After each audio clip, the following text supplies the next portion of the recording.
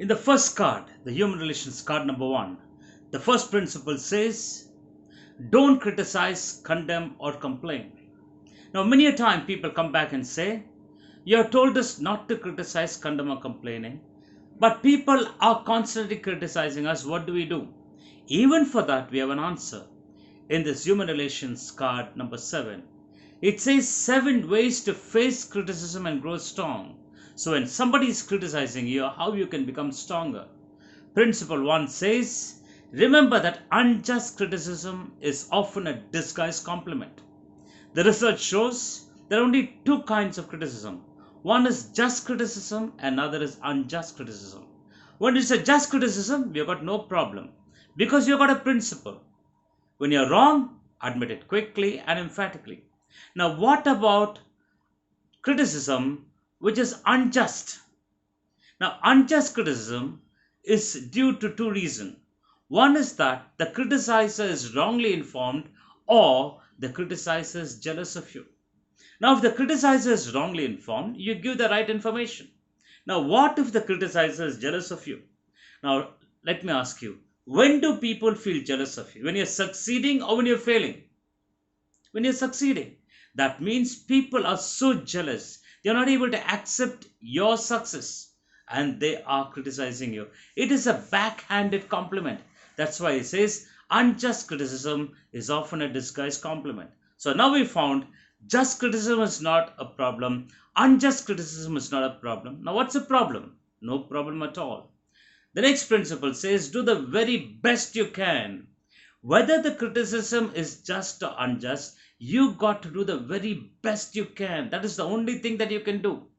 And in Milt we say, do the very best you can and a little more. Because everyone who is excelling are doing their best. But the one who goes to the top is the one who does a little more. Here, that little more is not to defeat the other. The little more is to maximize our own potential and do justice to the potential that is embedded in us and it is dormant within us. So do the very best you can and a little more. Analyze your own mistakes and criticize yourself. When people criticize you, don't activate a defense mechanism. Instead, analyze your own mistakes and criticize yourself and correct yourself and excel and grow. Learn to relax at your work. Learn to relax at your work means enjoy what you're doing. Your profession should be a passion. Your vocation should be like a vacation. That means when you love what you're doing, your best is going to come out. So therefore, learn to relax at your work. Learn to enjoy your work. Then your best is certainly going to come. Because your hobby and work should not be different. Your work and hobby, when it is one and the same, your best is certainly going to come because you're enjoying and you're relaxing at your work.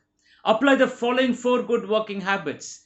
Clear your desk of all papers except those relating to the immediate problem at hand. For instance, if you have on your table a lot of paper and files, and if you go to certain government offices, you'll find the table is full of paper and files. Apparently, it looks as if they are hardworking.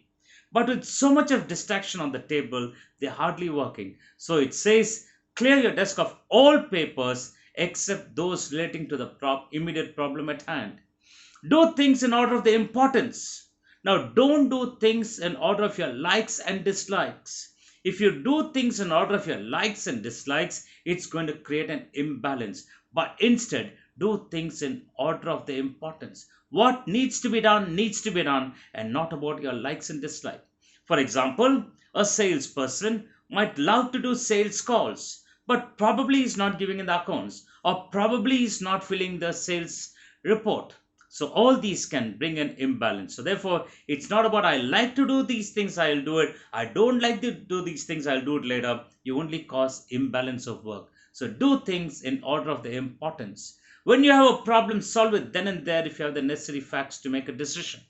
Well, we analyzed this principle in the earlier card.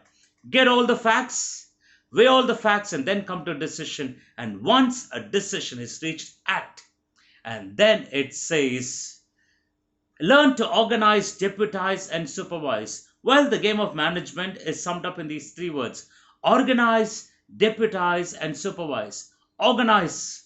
things that needs to be done.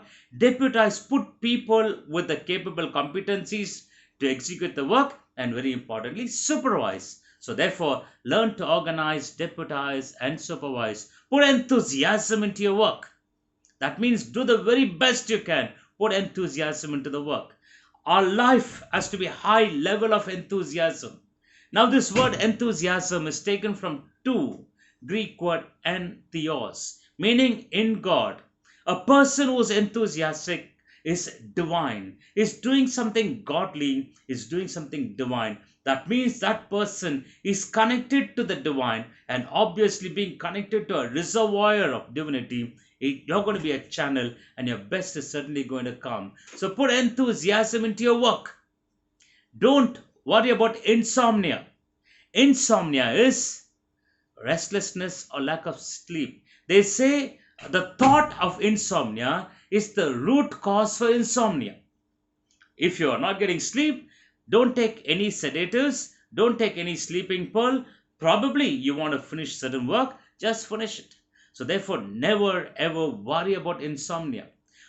But if you had lived the sixth principle, that is, if you have put in enthusiasm into your work, and if you have done the very best you can, and then you find when it's time to retire and go to bed, you go to bed absolutely tired because you are given in all, and that sleep is going to be a rejuvenator. So here we have got these principles of 7 ways to face criticism and grow strong.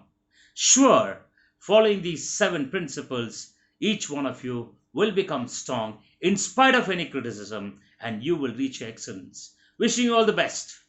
Thank you.